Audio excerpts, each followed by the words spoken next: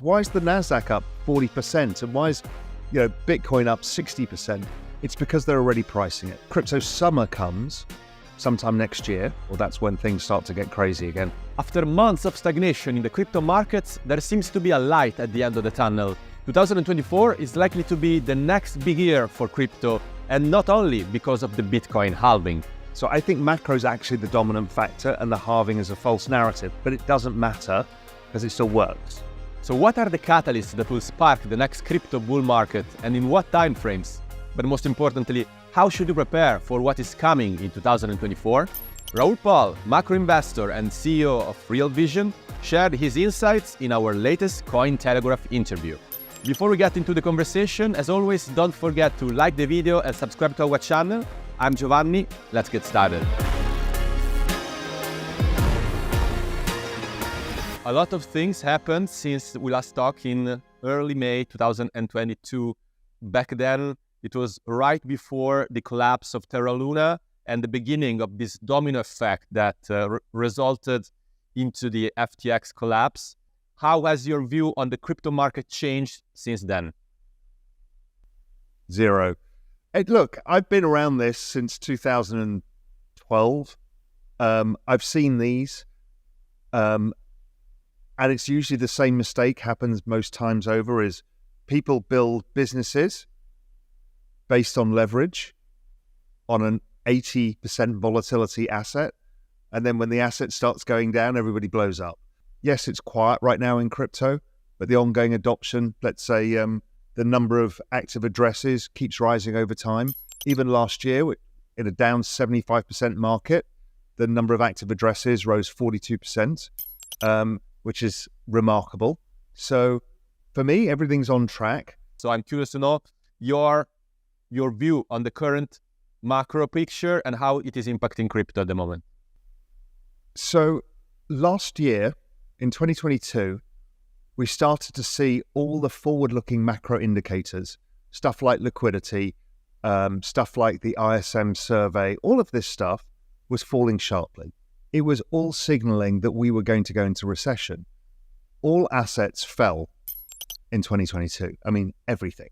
Crypto, equities, bonds, the lot, because it was pricing in a recession because of the inflation, the interest rate rises, all of those things.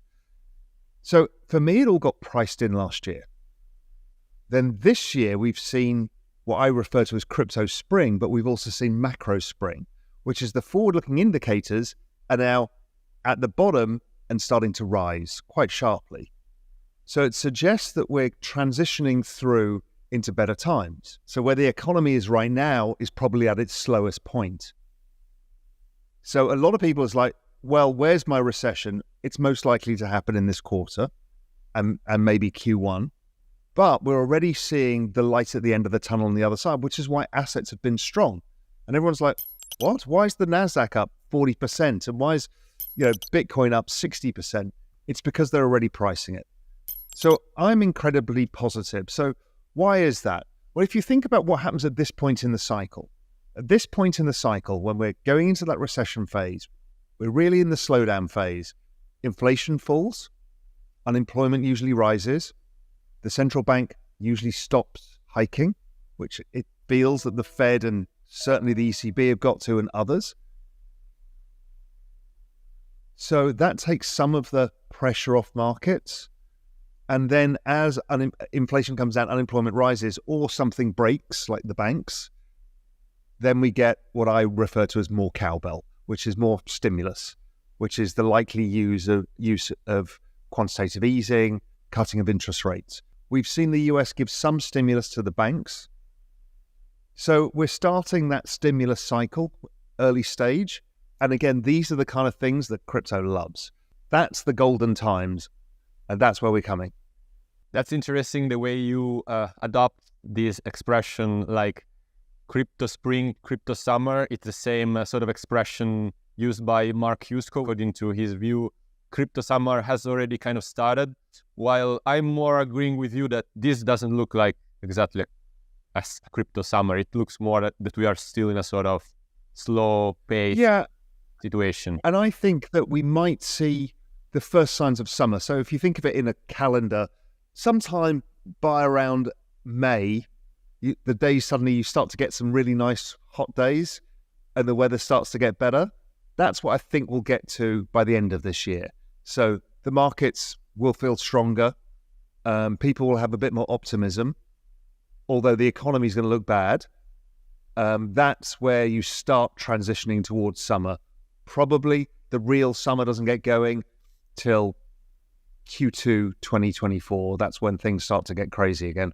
I just want to ask you about a major catalyst that everybody is waiting for next year, which is the Bitcoin halving. Everybody has its eyes on this event as one of the main catalysts that will likely spark the next big bull run. And we saw that happening in 2020 and 4 years, every 4 years before then. So historically, that has always been a big catalyst. But on the other hand, we have just a very few of those events to kind of base a scientific theory on. So what's your thought on this? How do you think the halving will play out this time? So I think the halving is coincidental to the macro cycle. It just so happens that in 2008-9, magic things happened. One, all interest payments on all debts were forgiven. We went to zero interest rates everywhere. That reset the global economy. It's exactly the same time as Bitcoin came out. So they're all birthed. Zero interest rates and Bitcoin are birthed at the same time. And the macro cycle is this debt refi cycle every 3.5 years to 4 years that happens, that exactly corresponds to the crypto cycle. I think it's coincidental. So I think macro is actually the dominant factor and the halving is a false narrative, but it doesn't matter because it still works, right? It's the same cycle. So you can measure it any way you want. So if we go, okay, well, what's going to be happening next year?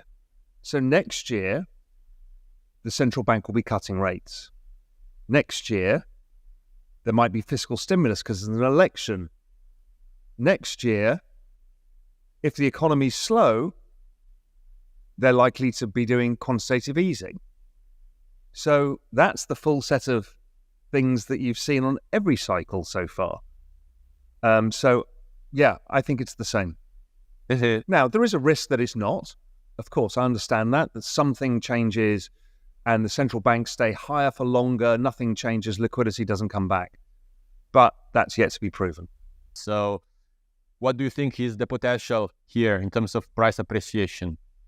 Look, I've learned from the past is we don't give price appreciation because you get beaten over the head by people for it. So, it's not worth it anymore. But normally prices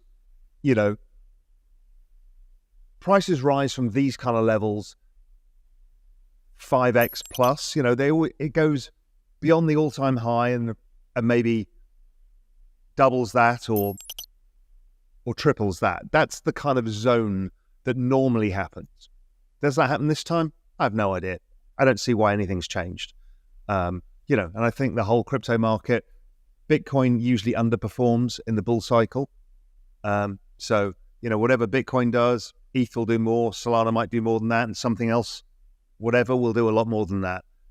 So that's because there's a risk curve, same as there are in all markets. So that's what I'm thinking will happen this time around. I don't see any reason it shouldn't, but, as you said, there's not been many examples so far of this.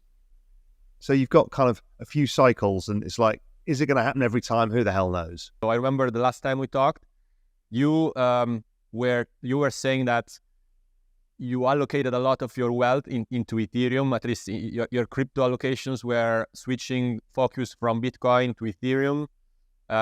Since then, a lot of happened. How bullish are you on Ethereum? So for me, it's still my core asset because there's so many applications built on top of it. And that's only growing over time. And then you've got the layer 2s and that's scaling the whole space. So, I remain very optimistic. So ETH is still my main focus and my main position. And then I have some Bitcoin, obviously. And the other bigger position I've got is Solana, which is kind of under-owned. It got killed in the down cycle, down 97%, same as ETH did back in 2018. We saw economic activity picking up on chain. If Solana continues to pick up economic activity in the way that it's doing, it will outperform ETH. Simple as that. And looking at previous cycles, those kind of things tend to do, that 10, 20, 30x. ETH did 47x from the low from 2018. Solana bottomed at, I can't remember what it was, 9, something like that.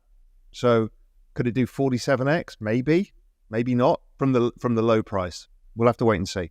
Now I have just a final question for you, Rose, for all retail investors that are watching us now, that are waiting for 2024 as like a big year for crypto, that are looking forward to for the market to recover. What would be a piece of advice for all of them from you? In crypto spring, the best thing to do is be prepared. What am I going to do in this cycle? How am I going to FOMO in? How am I going to position myself? What am I going to do? So I like to take notes to think about, to pre-prepare for things. Where could I be wrong? What could go on? What risks will I take? How will I stop myself doing the stupid things? Because people do stupid things. They lose their minds in a bull market if it comes. So I think there's that. The other thing is to educate yourself. Learn how to invest, understand the risks, the opportunities, and learn from the experts. That's what we do at Raoul Vision. What we're actually doing with Ledger is something quite special. We've got a festival of learning. So it's an online festival of learning. It's free to join. And there we're going to help educate you with the smartest, most famous people in the space. Everybody's going to be there. And it should be a lot of fun. People will get a lot out of it. So it's called the Next Digital Asset Wave and How to Prepare for It, which is exactly what we're talking about. And people who come and join us on that, again, it's free. You can complete a Ledger Quest, which is this gamified Ledger education experience around NFTs, Web3, crypto. You can mint a proof of knowledge NFT to show that you've educated yourself. And again, I think it's great to hold yourself accountable for stuff like that. And then there's a chance to win 1,000. I think there's 100 co-branded Ledger devices. It's a Real Vision Ledger mashup. So anybody who's interested, it's an amazing event. A lot of good people going to be there. You'll get educated. You'll learn how to prepare for ahead. Think about the risks. As I said, people lose their minds in bull markets. So go to realvision.com/festival and just join us. It's free. It's on the 12th and 13th of October. Looking forward to it. And it's always a pleasure to have you on, Raoul. And let's see, perhaps let's talk again in a few months and see how the macro picture will have changed by then. I look forward to it.